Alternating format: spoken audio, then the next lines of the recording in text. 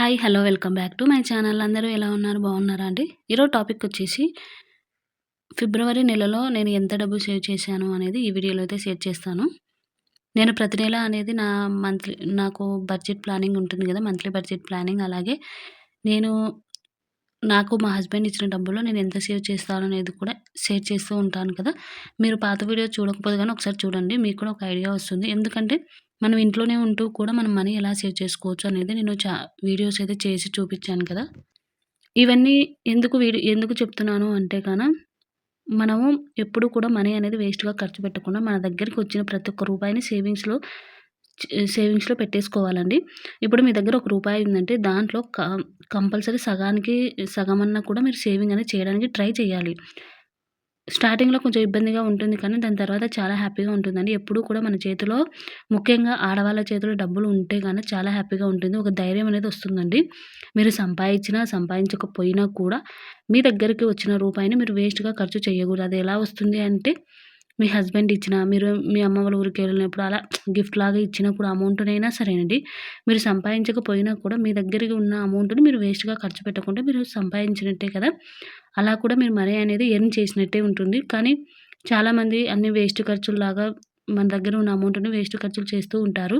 చిన్నదే కదా! రూ. 100 కదా! కనీసం రూ. 10 కదా అనుకుంటామండి. కానీ ఏదైనా మనకు ఎంత అవసరం ఉంది, ఎంత అవసరం మనకు ఇది లేకపోతే పని జరగదు అనుకుంటే మాత్రమే మీరనేది తీసుకోవాలి. మీకు రూ. 10 అయ్యుండొచ్చు. ఈరోజు రూ. 10 అయితే ఇలా 10, 10 కలిపితే మీకు రూ. 100 అనేది ఖర్చవుతూ ఉంటుందండి. మనం ఇక్కడ రూ. 10 దగ్గర కట్ చేసుకొని, ఆలోచించుకొని చేసుకుంటేనే ఆటోమేటిక్‌గా మీకు మనీ సేవింగ్ మీద ఒక అవగాహన అయితే వస్తుందండి. ఇక వీడియోలోకైతే వెళ్ళిపోదాం. ఇక ఫిబ్రవరి నెలలో అంటే కొంచెం ఖర్చులు అంటే ఎక్కువగా ఉండకపోవచ్చు. కానీ కొంచెం ఉంటాయి కదా! ఎందుకంటే లవర్స్ డేకు అలా మనం 14థ్ లవర్స్ డే కదా! ఆ రోజు ప్రతి ఒక్కరు చిన్న గిఫ్ట్ అయినా కూడా హ్మ్. మీరు రూ. 10 కొనుక్కొని రోజా పువ్వైనా గిఫ్ట్‌లాగా ఇచ్చినా కూడా అది కూడా గిఫ్ట్ కిందకే వస్తుంది కదా! అలా మీకు ఈ ఈ మంత్‌లో అయితే లవర్స్ డే వస్తుంది కాబట్టి గిఫ్టింగ్‌కు కూడా కొంచెం అమౌంట్ అయితే ఖర్చయితే అవుతుంది. అది ఎంత అనేది ఎవరి బడ్జెట్‌ని బట్టి వాళ్ళకుంటుంది కదా! అలా నాకు కూడా ఈ మంత్ కొంచెం ఖర్చయితే అయ్యిందండి. సేవింగ్స్ కూడా కొంచెం తక్కువనే అయ్యాయి. లాస్ట్ మంత్‌కొచ్చేసి నాకు 4000 దాకా సేవింగ్ అయింది. కానీ ఈ మంత్‌కు చాలా తక్కువనే హాఫ్ కూడా కాలేదు సేవింగు. కానీ పర్లేదు. ఎందుకంటే మనము చేయగలిగినంత మనం చేస్తూ ఉండాలి.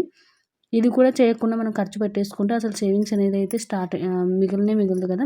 ఇక ఈ మంత్ ఖర్చులైతే చూద్దామండి. ఇక నాకు యాజ్ యూజువల్‌గా ఎప్పుడు చెప్తాను కదా! నాకు మా హస్బెండ్ మార్కెట్‌కు, అలాగే మిల్క్‌కు, అలాగే నా ఖర్చులకంటే ఒక రూ. 1000 ఇస్తారు. ఒక సరుకులకు. ఈ ఇచ్చిన అమౌంట్‌లో నుంచే నేను సేవింగ్ అయితే చేస్తానండి. ఇక మార్కెట్‌కొచ్చేసి పర్టిక్యులర్‌గా ఇంత అని మార్కెట్‌కని ఉండదండి. మీకు ఆల్రెడీ ఇంతకు ముందు కూడా చెప్పాను. ఎందుకంటే ఇప్పుడు ఈ మంత్‌లో 4 వారాలొచ్చినాయి. అంటే శనివారాలొచ్చినాయి కదా! ఈ 4 శనివారాలకు ప్రతి శనివారానికి 500, 500 ఇస్తాడు. అలా 2000 అయితే ఇస్తాడండి. ఈ మంతు కొంచెం ఖర్చయితే మార్కెట్‌కి ఎక్కువనే అయింది. ఎందుకు అంటే ప్రతిసారి నేను ముందే తీసి పెట్టేసుకుంటాను గదా! ఆహ్, 1200 అయితే అవుతది మామూలుగా లెక్క ప్రకారం అయితే. అంటే ప్రతి వారానికి నేను 300 తీసుకుంటాను. అలా 1200 అయ్యేదాన్ని ఈసారి కొంచెం 200 ఎగస్ట్రా అయితే అయిందండి. ఎందుకంటే పిల్లలొచ్చారు మార్కెట్‌కి. వాళ్ళొస్తే నేను చెప్పాను గదా! ఇందాక రూ. 10, రూ. 10 అని. ఆ రూ. 10 మార్కెట్‌లో చిన్న చిన్న ఐటెమ్స్ ఉంటాయి గదండీ! హెయిర్ బ్యాండ్స్, క్లిప్స్ అలాగే బ్రేస్లెట్స్ అట్లా అవి 10, 20 అనిపిస్తది. కానీ మొత్తం లెక్క చేసుకుంటే వస్తే గనక మనకి ఈజీగా 200, 300 అయితే అయిపోతది అక్కడనే నాకు. ఇక పిల్లలొచ్చారు కాబట్టి వాళ్ళ కోసమని కొంచెం ఈ మంత్ అయితే ఖర్చు పెట్టాల్సొచ్చింది. ఎప్పుడైతే నేను తీసుకెళ్ళానో అప్పుడప్పుడు వస్తూ ఉంటారు. ఇక వాళ్ళకి నచ్చినటివి ఏమైనా తీసుకుంటారు. నెయిల్ పాలిష్ అట్లా తీసుకుంటూ ఉంటారండి. ఇప్పుడు మనం తీసుకొని మనకై మనం డబ్బులు పెట్టి కొనుక్కొచ్చినా వాళ్ళకి హ్యాపీనెస్ ఉండదు. అలా వాళ్ళని తీసుకొని వెళ్తే వాళ్ళకి నచ్చినట్టు కొన్ని అయితే కొన్నారు. కాబట్టి దీనికి కొంచెం అమౌంట్ అయితే ఎగస్ట్రా అయ్యేది. కాబట్టి 300 అయితే ఈ మంత్ నేను సేవింగ్ అయితే చేశాను. ఇక నెక్స్ట్ వచ్చేసి మిల్క్‌కు. 1500లలో నాకు రూ. 240 అయితే సేవింగ్ అయితే అయ్యిందండి. ఎక్కడ కూడా మా తక్కువైతే కాలేదు పాలు. అంటే ప్రతిరోజు పోస్తూ ఉన్నాడు కాబట్టి మనము ఇప్పుడు సమ్మర్ స్టార్ట్ అయింది. ఇక సమ్మర్‌కు మనకు ఎండలు ఎక్కువ అవుతున్నాయి కాబట్టి ఇక పాలు నేను ఎక్కువగా పెరుగే యూజ్ చేస్తాంలెండి. పాలైతే తాగము. కాబట్టి ఇక హాఫ్ లీటర్ తీసుకునేది హాఫ్ లీటర్ పెరుగుకే యూజ్ చేస్తాను. నాకు దాంట్లో నుంచే మళ్ళీ వెన్న గూడా వస్తుంది. ఇప్పుడు నాకు రూ. 1260 ఖర్చయిందంటే ఈ మంత్‌లో. నాకు కనీసంలో కనీసం ముక్కాలు కేజీ అంటే హాఫ్ కేజీ కంటే కొంచెం తక్కువ నాకు నెయ్యి అయితే వస్తుందండి. అంటే అక్కడ కూడా నేను సేవింగ్ చేసినట్టే కదా!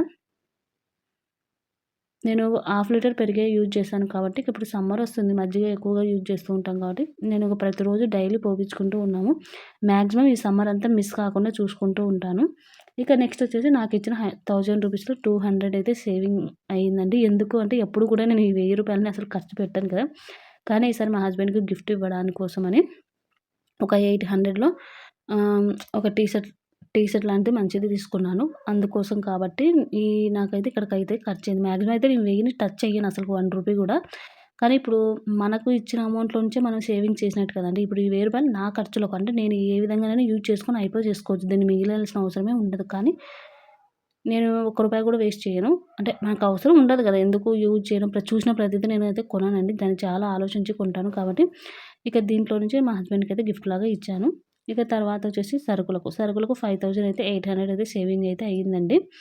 ఇక ఇవి కూడా అంతే ఈసారి మేము కొంచెం హెల్తీగా కొర్రలు, సామెలు అట్లాంటివి కూడా యాడ్ చేశాము. కాబట్టి కొంచెం అమౌంటు నాకు అటు ఇటు అవుతూ ఉంటుంది. ఇప్పుడైతే 800 అయితే సేవింగ్ అయితే అయ్యిందండి. ఇక ఈ నాలుగిట్లో నుంచి నేను ఎంత సేవ్ చేశాను అనేది చెప్తాను చూడండి. చెప్పాను కదా! మార్కెట్‌కొచ్చేసి 4 వారాలకు ఇంత అమౌంట్ అనేది 300 సేవింగ్ అయినా కూడా నేను మాక్సిమం అసలు సేవింగ్ చేయలేనేమో, ఎగస్ట్రా పడతాదేమో అని ఆలోచించాను. కానీ సేవింగ్ అయితే 300 అయితే అయ్యింది. మామూలుగా అయితే 1200 అయితే సేవింగ్ అవ్వాలి. ఇక్కడ 1200 కదా! అంటే నేను 3 అంటే 4 × 3 12 కదా! ఇప్పుడు 4 వారాలకు 1200 నేను సేవ్ చేసుకోవాల్సింది. కానీ ఇది మొత్తం 1200లో ఖర్చు పెట్టాలి. కానీ మన ఖర్చులు అటు ఇటు చెప్పాను కదా! ఇందాక మార్కెట్‌లో ఎట్లా అయిందనేది. దానివల్ల నాకు 300 అయితే సేవింగ్ అయితే అయితుంది. ఇక మామూలుగా అయితే 500 అవ్వాలి. కానీ 700 అయితే సేవింగ్‌లోకి వెళ్ళిపోవాలి. కానీ నాకొచ్చేసి 300 మాత్రమే సేవింగ్ అయింది. ఇక పిల్లలంటే ఇంకా అంతే ఉంటుందిలెండి. ఇక నాకు మొత్తం వచ్చేసి ఇదొచ్చేసి మార్కెట్‌ది.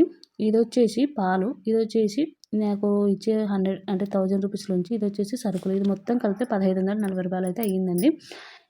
నాకు ఈ మంత్ వచ్చేసి రూ. 1540 అయితే సేవింగ్ అయితే అయ్యింది. కానీ హ్యాపీనే అండి. ఎందుకంటే తక్కువ, ఎక్కువ కాదు. ఫస్ట్ మనకిచ్చిన దాంట్లో మనకున్న ఖర్చులనన్నీ తీసేసుకొని మనం సేవింగ్ చేసుకున్న అమౌంట్ అనేది మనకు గొప్పని మనం సంపాదించినట్టే అవుతుంది. చిన్న అమౌంట్ లెక్కన కనిపించొచ్చు. కానీ ఇలానే ఒక 1 ఇయర్ దాచిపెట్టుకుంటే మనకు చాలా అమౌంట్ అయితే అవుతుంది కదా! ఇక లాస్ట్ మంత్‌లో వచ్చేసి నాకు జనవరిలో రూ. 3975 అయితే సేవ్ అయితే అయ్యిందండి. మీరు చూడండి ఇప్పుడే ఇక ఇక్కడ వచ్చేసి ఇప్పుడు 3975 ఇక రూ. 1540 దగ్గర దగ్గర 5000 అయితే 4000 4000 చిల్లర అయితే సేవింగ్ అయితే అయ్యిందంటే 2 మంత్స్‌కి సేవింగ్ అయితే అయ్యింది.